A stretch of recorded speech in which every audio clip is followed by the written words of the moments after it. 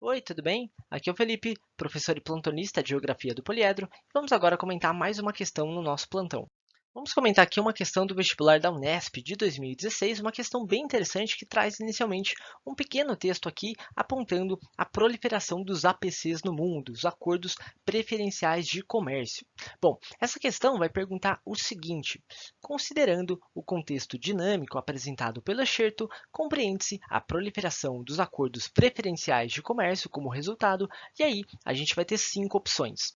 O gabarito dessa questão é o item E, que vai falar que os APCs, a proliferação dos APCs, é um resultado da globalização da economia, o que alimenta uma crescente integração e uma relativa uniformização das condições de existência das sociedades.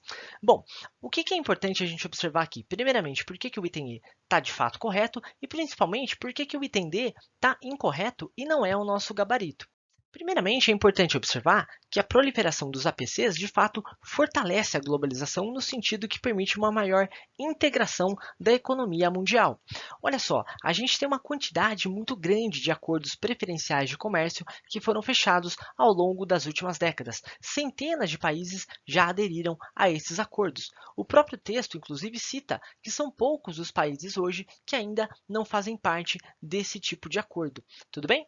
Então, quase todos os países do mundo hoje mantêm APCs, principalmente os APCs bilaterais, e isso acaba representando sim um aumento da integração global pela quantidade de APCs que é de fato muito grande. Qual que é o problema aqui do item D, então? Olha só, esse item está dizendo que a proliferação dos APCs é um resultado do enfraquecimento dos antigos blocos econômicos, o que provoca divergências políticas e econômicas em setores produtivos estratégicos de cada país. Primeiramente, os APCs não são exatamente um resultado do enfraquecimento dos grandes blocos econômicos, como, por exemplo, a União Europeia, o NAFTA, a APEC e assim por diante. Na prática, esses blocos, de modo geral, continuam relativamente fortes. Eles não foram desfeitos e eles mantêm um papel de grande relevância na economia mundial. Na prática, a gente observa até uma relação um pouquinho inversa ao que está sendo comentado aqui no item D. Por quê? É a proliferação dos APCs que acaba enfraquecendo um pouquinho esses blocos econômicos. Mas, é claro, é um enfraquecimento apenas parcial. E, mais importante ainda, dificilmente vai levar a essas divergências em setores produtivos e estratégicos que estão sendo citados aqui no item D. Tudo bem? Então, primeiramente, não deriva exatamente de um enfraquecimento desses antigos blocos econômicos, eles permanecem bastante sólidos no contexto de globalização, de modo mais geral, e mais importante ainda, o final dessa frase aqui, provoca divergências políticas e econômicas em setores produtivos estratégicos de cada país. Esse finalzinho está errado, tá? Então, por conta disso, o item D está incorreto.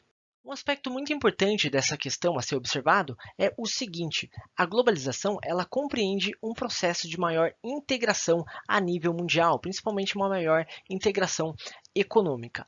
E esse processo de maior integração pode se dar de diversas maneiras. Pode se dar por meio, por exemplo, de grandes acordos econômicos, como, por exemplo, grandes blocos econômicos, União Europeia, NAFTA, a PEC, próprio Mercosul, que é um bloco um pouco menor, mas ainda é expressivo, e assim por diante, mas pode se dar também por via de acordos bilaterais, pela proliferação, por exemplo, dos APCs. É também uma maneira de fortalecer a integração global, tudo bem? E é basicamente isso que essa questão estava explorando. Bom, acho que era isso. Espero que eu tenha conseguido te ajudar com essa dúvida e até mais.